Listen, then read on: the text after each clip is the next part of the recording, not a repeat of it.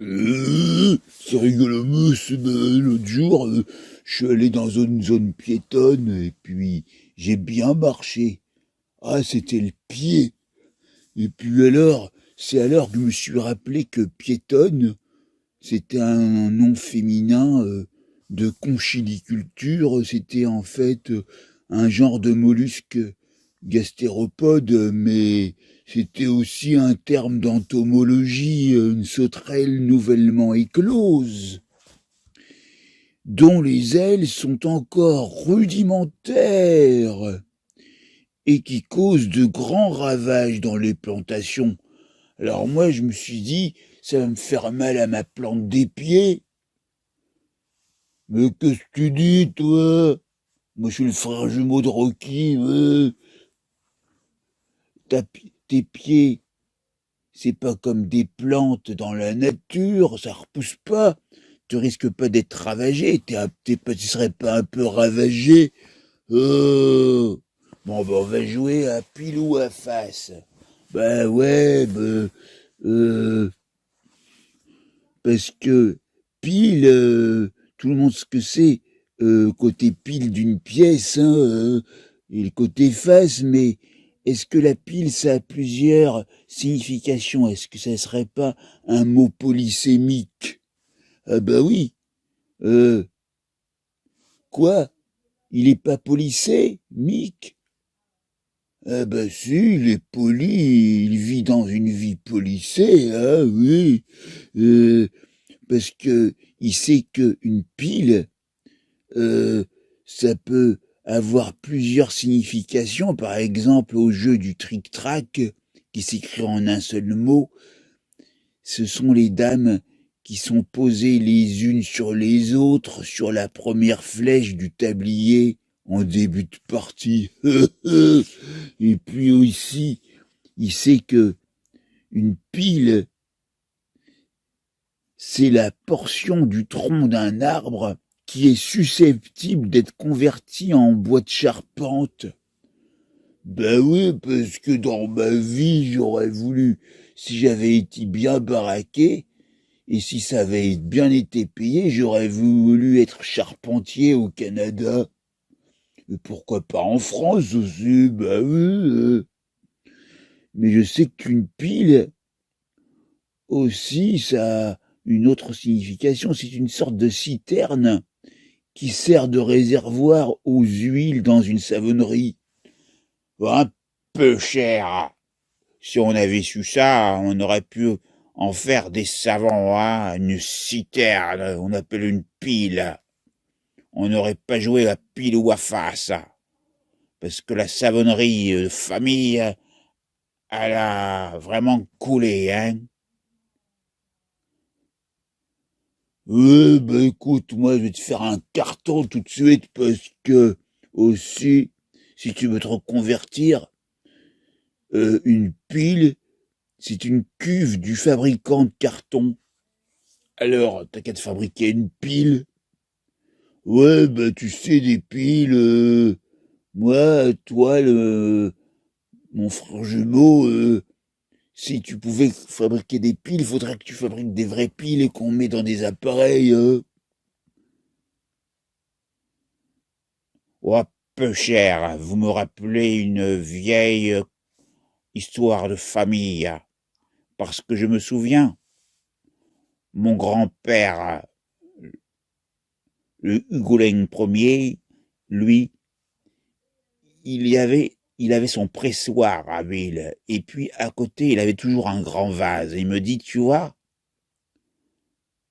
et je me rappelle, j'avais 10 ans, et j'allais avec lui près des oliviers, et on cueillait des belles olives. Et alors il me dit, tu vois ce grand vase,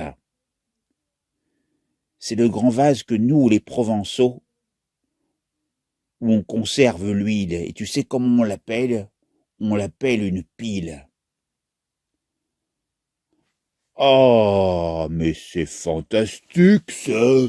Mais alors, on en apprend tous les jours avec toi. C'est rigolo. Et puis même les mousses sur euh, dans les ou les lichens, non, les mousses, les matelots là sur les bateaux, on les pousse et puis ils moussent. Un, on pousse, deux, ça mousse. Et v'là-t-il pas que t'arrives avec tes grands sabots, parce que, ben alors, euh, c'est qui arrive avec ses grands sabots, c'est le cheval, ouais, ouais, ouais. Il est là, il gambade dans l'hippodrome, et puis il y a le jockey qui est là à côté, qui veut le monter, et puis il se l'écaille. Alors, quand le jockey il est caillé, il est plus bon à manger, hein. Tu peux aller le rapporter au supermarché, hein. C'est lamentable, hein. Vendre du jockey caillé, mais faire courir un jockey qui caille, c'est comme attraper le sang froid, hein. Ah oui, parce que quand t'as le sang qui caille, c'est la bataille, c'est la bataille. Et puis alors, tu vas te prendre une bonne pinte dans une ville avec James Dean. C'est ce qu'on appelle la pinte à Dean. Et vous savez ce que c'est une pintadine? C'est une huître perlière. Alors si vous en trouvez une, vous la ramassez, puis vous gardez la perle. Puis si elle est rare, c'est vraiment la perle rare. Alors là, vous êtes plein aux as. C'est comme si vous tiriez toujours, tous les jours, au casino, le 7, et puis vous décrochez le jackpot. Parce que mon pote, il s'appelle Jacques. C'est pour ça, c'est jackpot. Et puis alors, je vous en faire un bon jeu de mots aussi, parce que c'est pas terminé. L'autre jour, il voulait me montrer sa pine. Ben non, mais attends, laisse-moi terminer, tu vas comprendre. Bon, ben je connais le code PIN, mais ouais, mais là, c'est quoi la pine? C'est la femelle du lapin? Ben oui, ben ouais, mais la pine, PI2NE, c'est quoi? C'est un genre de mollusque, en fait. Et puis aussi, on dit que les pines, en fait, on les nomme aussi des jambonneaux. Alors, c'est des mollusques ou du jambonneau? Parce que le jambonneau, moi, j'en aurais besoin pour ma choucroute. Ben oui, ben ouais, ouais, ouais, ouais, ouais. Et puis, on le trouve dans les mers chaudes et aussi en Méditerranée. Un peu cher, je me souviens, les pines. C'est ces gros mollusques. Je me souviens qu'ils avaient leur byssus, qui fournissait une matière textile soyeuse, et j'allais, en fait, donner le byssus à ma belle-sœur qui était tisserande. Oh, c'était super. Et après, j'étais aux as parce que elle vendait des beaux tissus avec le byssus d'épines. Oh, mais on n'avait pas d'épines dans le dos, on n'avait pas d'épines dorsales. Un peu cher. Et puis alors, pour le jambonneau, ça me faisait rire parce que j'avais vu, ou j'avais cru voir un reportage, ou alors je m'étais fait un film dans la tête, où j'avais cru voir John Lennon rougir en train de voir Yoko Ono en mini-jupe qui montrait ses jambes. Alors, quand elle montrait ses jambes, Ono, eh ben, il riait l'autre. Elle montrait ses jambes, Ono. Oh oui, c'était drôle. Et alors, j'aimais bien à vivre dans des maisons de plein pied, mais PLAIN, dans une plaine, par exemple. Alors, par exemple, une plaine aussi, on peut parler de la plaine de Mars, non pas de la planète Mars, mais c'est la partie du milieu de la main qu'on appelle aussi le triangle. Vous avez vu vos mains? Des fois, il y a des lignes qui se croisent, ça forme comme un triangle. Ça s'appelle la plaine de Mars. Ah ben oui, vous pouvez aller vérifier. Et puis plein, P-L-A-I-N, et au féminin E, en tant qu'adjectif, ça veut dire sans inégalité, uni. Ah oui, oui, oui, de plein pied, par exemple. Et puis, ça a différentes significations, mais ce serait trop difficile à dire. On va prendre la plus simple. C'est un synonyme de haute mer, plein. Ça vous plaît, tout ça? Parce que ça pourrait être la plaie, les plaies d'Égypte aussi, ou alors un plaid, oui, mais là, je plaide coupable, hein. Bon. Sur ce, je vais vous laisser avec une histoire très courte. C'est le gars, on l'a embauché dans une industrie hydraulique, puis il m'a dit descends, va au plafond. Mais il faut savoir ce que vous vous dites, monsieur, monsieur l'employeur, vous me dites descends au plafond, mais le plafond, il est en haut, il est pas en bas. Vous faites pas un peu de révisionnisme? Oh, toi le nouveau, ne me prends pas de haut, hein, parce que le plafond, en termes d'hydraulique, c'est le fond d'un bassin ou d'un réservoir. Alors tu y descends tout de suite. Sinon, je vais te mettre à la cave. Mais c'est vous qui êtes un cave. Moi, je démissionne tout de suite. Hein. Vous n'allez pas me prendre de haut, hein, avec vos histoires de plafond pour vous mettre en bas. Après, vous me parlez de la cave, comme si j'étais une vulgaire picrette. Ben non, hein, j'ai besoin de confort. Vous comprenez? Je veux bien m'intégrer, mais un petit peu de respect. Hein. Ben, full respect, monsieur. Vous comprenez, je vous explique. Votre CV, il était élogieux. Il fallait pas le prendre de haut. Hein. Vous connaissez le principe de Peter? Quoi, j'ai pas envie de... ben, vous comprenez, après un bon cassoulet.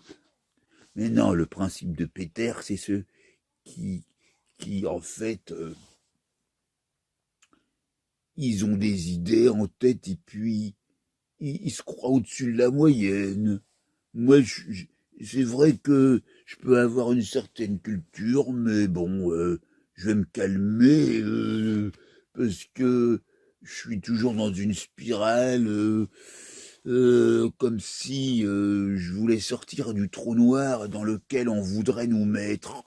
Alors, je prends tout de suite la sortie, et puis j'utilise le principe de Peter, et puis ça fait pan. Le capitaine Crochet, il a qu'à bien se tenir, parce que sinon, je vais faire un radio-crochet. Et alors, sans Annie Croche, parce que si Annie vous fait un croche-pied, alors là, Annie, elle pourra vous vendre des choses fantastiques. Et est-ce que la vilaine Annie, y en a pas, hein, Annie, c'est des vilaines. Il y a que des gentilles. Et je viens de l'inventer, une gentille à Nice. C'est une jeune femme niçoise qui vend des fleurs aux Coursalia. Voilà. C'était pour vous dire qu'il vous faut le soleil du midi pour vous réchauffer. Et puis, il faut pas que vous soyez transi de froid. Hein? Par contre, faites attention à votre transit. Il faut que ça parte. Hein? Sinon, il va y avoir des bouchons de partout, puis il vous explique pas. Si vous prenez du desktop, alors là, vous allez y passer tout de suite. Hein.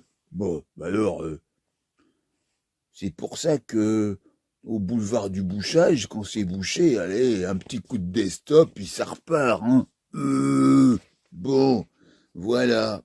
C'était le délirium du 22/01/2022. Et ben voilà, voilà qui est génial. Et d'ailleurs, le génie,